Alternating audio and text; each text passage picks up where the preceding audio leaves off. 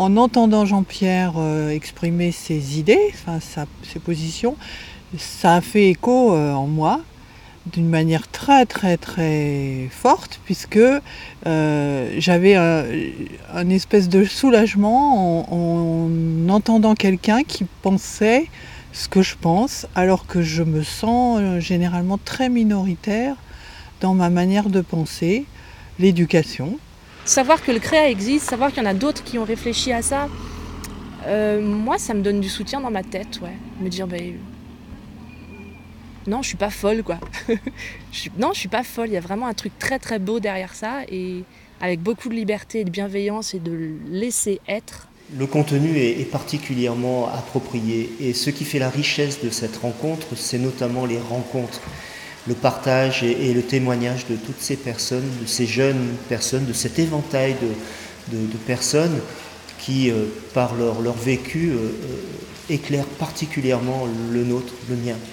Je m'aperçois que d'heure en heure et de jour en jour, dans cette espèce d'introspection, mais en lien, en effervescence avec les autres, j'évolue. Donc tant mieux, puis j'évolue, ou tant pis, mais en tout cas je vois le processus, je l'appréhende.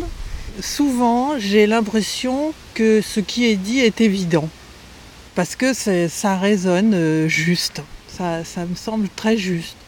Je viens chercher à approfondir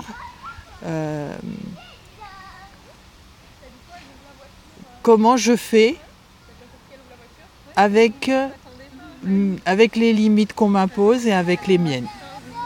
J'ai grandi, au moins au démarrage, dans une communauté familiale. Donc j'avais un petit peu l'illusion qu'on puisse recréer au moins un petit groupe, un endroit avec moins de limites. Et je m'aperçois que c'est pas le groupe qui va me porter à toucher à mes propres limites et à les déconditionner et à être dans la joie. Et c'est vraiment un processus personnel. Il y a aussi le détachement à la mort que j'ai beaucoup aimé. Le détachement de la peur de la mort, voilà, vis-à-vis de la peur de la mort.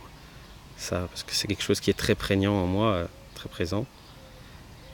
Et oui, apprendre à considérer la mort comme une partie de la vie, et non pas comme la fin de la vie, ou le contraire de la vie. C'est quelque chose que j'ai envie de retenir. Là où je trouve le plus de bénéfices, c'est pas dans ma vie professionnelle, encore que, en fait, il y a des éclairages aussi là, mais c'est dans ma vie personnelle, quoi. C'est comment je vis ce qui se passe dans ma vie.